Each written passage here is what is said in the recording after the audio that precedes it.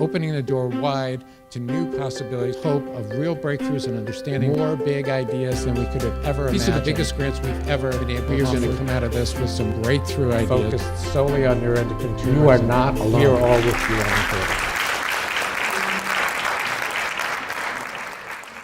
this. Dr. Wiedenmann described a little bit about the European Neuroendocrine Tumors Society. Our medical society here in North America is called NANETS, or some pronounce it NANETS, the North American Neuroendocrine Tumor Society, and we are so pleased, and you'll hear from them later today on some of the research they're doing at University of Pennsylvania, but for right now, to have Dr. David Metz, who just was crowned, anointed, the current president of the North American Neuroendocrine Tumor Society, to offer some words. So, David? It's number 5. Thanks, Ron. Really appreciate being here. I don't know, crowned, anointed, decapitated, who knows what it's going to be. It's always hard to herd cats, and let me tell you, gastroenterologists, neuroendocrinologists, surgeons, put us all together as physicians. It's really like herding cats. Anyway, I'm going to talk a little bit about the Neuroendocrine Tumor Society of North America. You've just heard from Bertram with ENETS. We're a little bit of a younger organization. We're actually turning 10 next year. And I do have this dubious honor of being the chair at the moment. And so I'll tell you a little bit about our organization, which is really dedicated to addressing neuroendocrine tumors from the professional side. Our annual meeting next year is going to be in Philadelphia. Our last meeting, I'll show you some of what we discussed, was in Jackson Hole, but Philadelphia is just down the road, so hopefully we'll have a good attendance from the Northeast Corridor. So what is NANETS? The North American Neuroendocrine Tumor Society. It's a multidisciplinary society of professional medical physicians who look after patients with neuroendocrine tumors like yourselves. Our mission is to improve neuroendocrine tumor disease management through increased research and educational opportunities. And as you've just heard from the survey that Grace presented so nicely, there really is a tremendous disconnect between what patients perceive and what doctors perceive in terms of this so-called rare disease. It's really not a rare disease at all, as Ed pointed out, 100,000 people plus living with neuroendocrine tumors in the US today. We have annual conferences and regional conferences, and there's a difference between these. Our annual conference is really dedicated more to the neuroendocrinologist, whereas the regional conferences are dedicated to the budding neuroendocrinologist. We want to raise awareness for these, and I'll talk a little bit about those. One of our major activities has been to develop guidelines and consensus meetings, much like ENETS. We work through a journal called Pancreas, and all of our guidelines and consensus data are available. The website for www.nanets.com will also allow you access to available trials and to our guidelines and consensus statements. Most importantly, neuroendocrinology is a team sport, and we really require collaborative activity with other professional societies, patient advocacy groups, pharma companies, research foundations, and as an example today, I'm here at the invitation of the Neuroendocrine Tumor Research Foundation, and I work very closely with Ed and have known him for many years now and watched him morph from the West Coast to the middle of the country to the East Coast, and it's great to have you with us here. And Dr. Warner, of course, who's an icon in this business, has been around for many years and has really put neuroendocrinology on the map.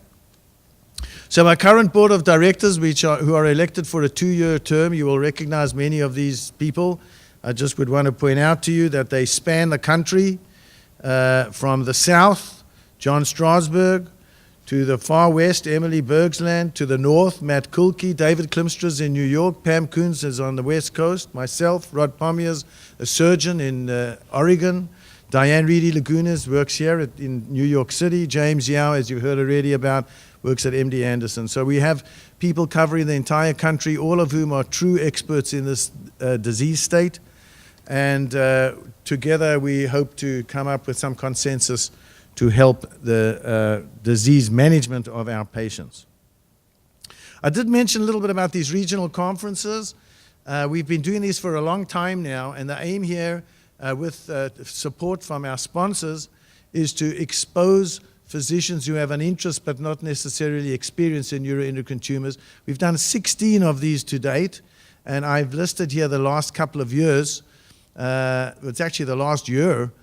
We've done, as you can see, 6 conferences all over the country: Case Western, University of Texas, Emory, Pittsburgh, Alabama, Wisconsin. And the Wisconsin meeting, as you can see, is about to happen.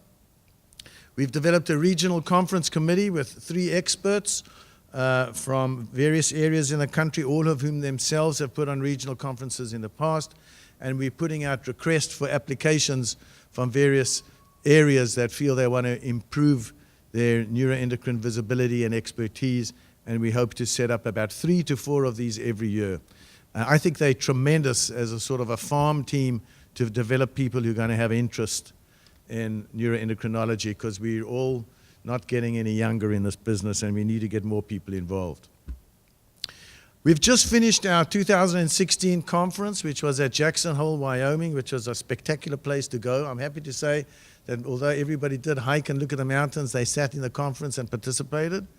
And this is a meeting that's set together with our education committee. Jennifer Chan and Diane Reedy Lagunas are the people who ran those.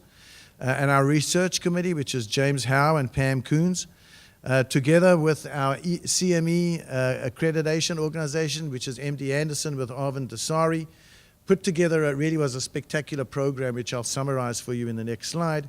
I do want to just mention Carrie Brentro, who never allows us to put a picture anywhere, but Carrie really is the face, although she isn't the visible face of the NANETS organization, and has been around with us for 10 years and helped this organization grow.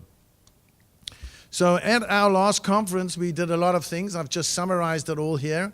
I'll run through this quite quickly. There were focuses on education, on research, on mentorship, and on future collaboration. So in terms of education, we discussed some of the most complex nature of neuroendocrinology in terms of sequencing of therapy, something many of you patients have great difficulty dealing with. So do we. Management of early disease is easy in theory, but once you've taken it out, how often do you screen people? Multiple endocrine neoplasia syndrome type 1 is a hereditary condition that affects a fair number of patients in our community. There was a session devoted to controversial topics.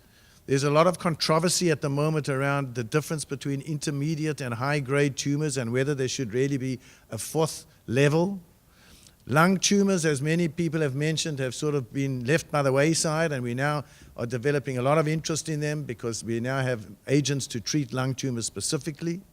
I, for example, as a gastroenterologist, tend to spend a lot of time seeing lung tumor patients by default. We had an imaging symposium with the Society for Nuclear Medicine, with all excitement going on with the gallium-68 scanning and PRRT, which is finally coming to the US. And specifically for this audience, we had a session on insurance and reimbursement and difficulty with drug access. Now, I don't want to run through all of this, but just in the interest of time, there were a lot of real serious research that was done, looking at quality of life with PRRT, looking at particular utility of PRRT for bronchial disease. There are some new drugs around on the market. For example, one of the pivotal trials with telotrestat, the immune checkpoint therapies, which you've heard a little bit about, and Ed is going to be talking more about later, and whether they do or do not have promise for our disease. They're very useful, some of the other solid tumors.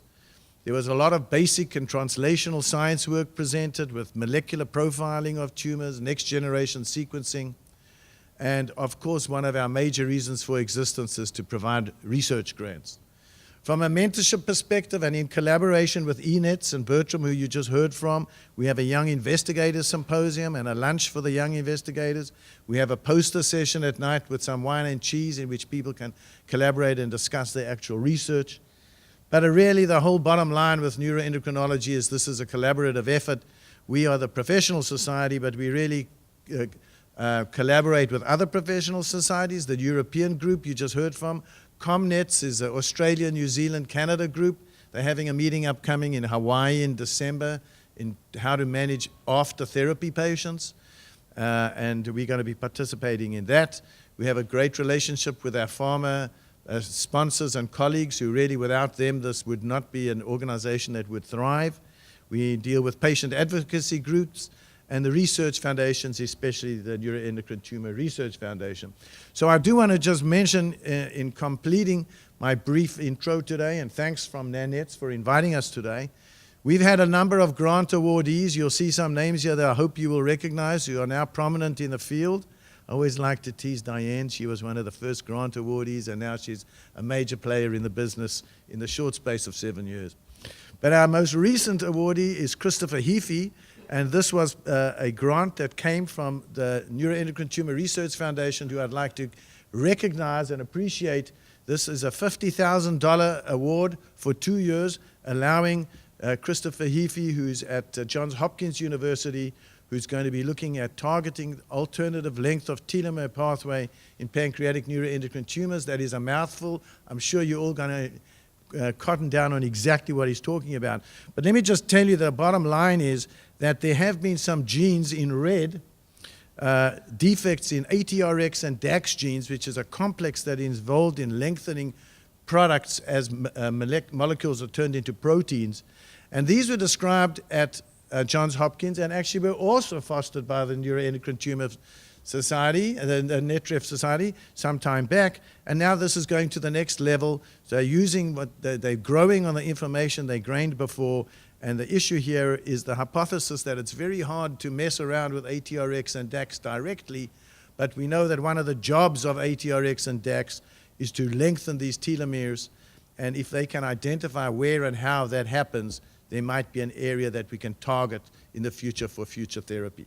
So that's where collaboration amongst different organizations really makes for progress. So with that, I'd like to just thank you again for inviting me, and I look forward to enjoying some time with you at our conference today.